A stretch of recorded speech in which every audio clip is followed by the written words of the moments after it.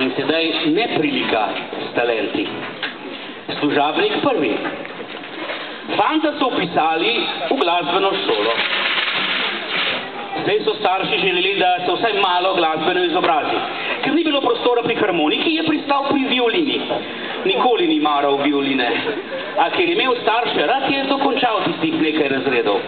Mu je pa glasbeno znanje, ki je kljub samo nekaj pridobil, pomagalo, da se je naučil igrati kitaro. 6 akordov. Toliko, da je lahko na kakšnem šolskem izletu naredil vtis na sošolke in vzbudil zavist pri sošolcih.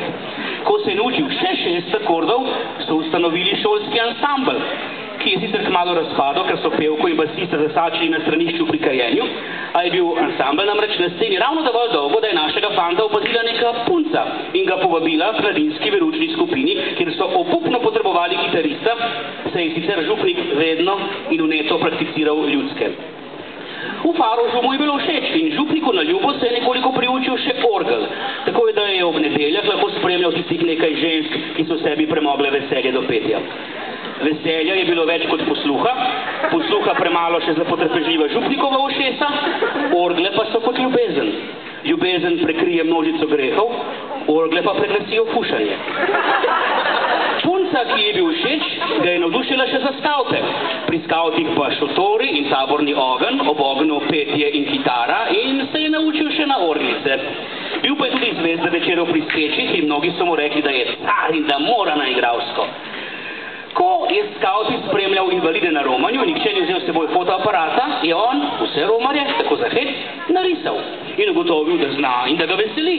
In ko je ob koncu gimnazije kolebal med vpisom na likovno ali na arhitekturo, je ugotovil, da pravzaprav koleba med punco ali lemenatom. Šel je vase, prišel tudi nazaj in se vpisal v bogoslovje. Tak lep kaplan, a ga ni škoda, so mnoge zdihovale.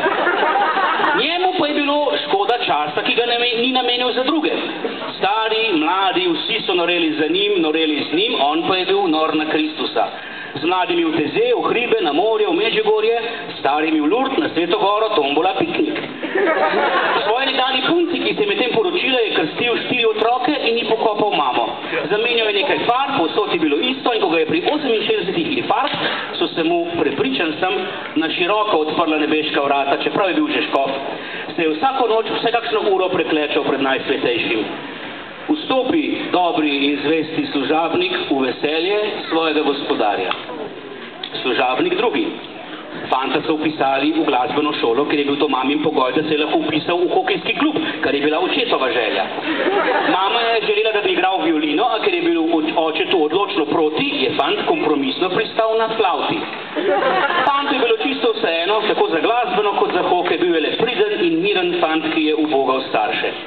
A flavta mu je bila čisto všeč in ko je presedlal na klarinet, je opustil treninge, oče je le zavil z očmi in ob klarinetu upal na narodnjake in gasilske veselice. Potem je vpisal srednjo glasbeno in mama se je že videla v prvi vrsti Galusove in v Wienerstadthalle.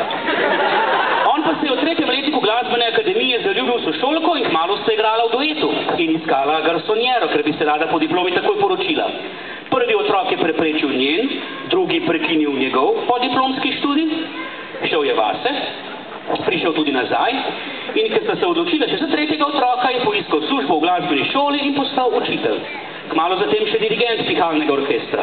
Ob vsem tem je bil še ključar in drugi tenor v župnijskem zboru. Najmlajšega, 4. otroka je čez nekaj let vpisal v hokejski klub ter postal še trener otroške ekipe. In ko je fant, najmlajši, 4. čez leta s člani osvojil državno prvenstvo v hokeju, je očeta kap, dobesedno. Stopi dobri in zvesti služabnik v veselje svojega gospodarja. V malem si bil zvest, čez veliko te bom postavil. Služabnik tretji. Fanta so vpisali v glasbeno šolo. Želel je igrati harmoniko, a za starše je bilo to premalo fino in so ga utišali k violini. Učitelj je takoj zapazil izreden posluh in nadarjenost. In še pred koncem 3. razreda je bil že na privatnih urah in masterklasih. Rekli so mu, da za uspeh mora vaditi in je vadil. In ker vaja dela mojstra, je bil kmalu mojster. Še pred je dopolnil 20, je kot solist igral z mnogimi znanimi orkestri in slavnimi dirigenti. Ko je pri 22 doživel živčni zlom, je šel vase in tam tudi ostal. Sicer se je izvlekel iz krize, a se posvetil karieri. Nastopil nastopi, intervjuji, koncerti, naslovnice uglednih glasbenih revij, danes na tem, jutri na drugem koncu sveta, stalno na poti, nikjer doma. Na očetov pogreb ni utegnil, se nastopa v Carnegie Hallu pač ne odpove in ko je mamo napadel Alzheimer, je plačal najdražje preglede in najboljše zdravnike, a je ni obiskal, ker je bil sredi snemanja za BBC Classics. Tumor pri 68 ga ni presenetil, ne ganil. Umrl je, kot je živel, sam. O ubogi, malo pridni in leni služabnik, vstopi v jok in škripanje zobmi.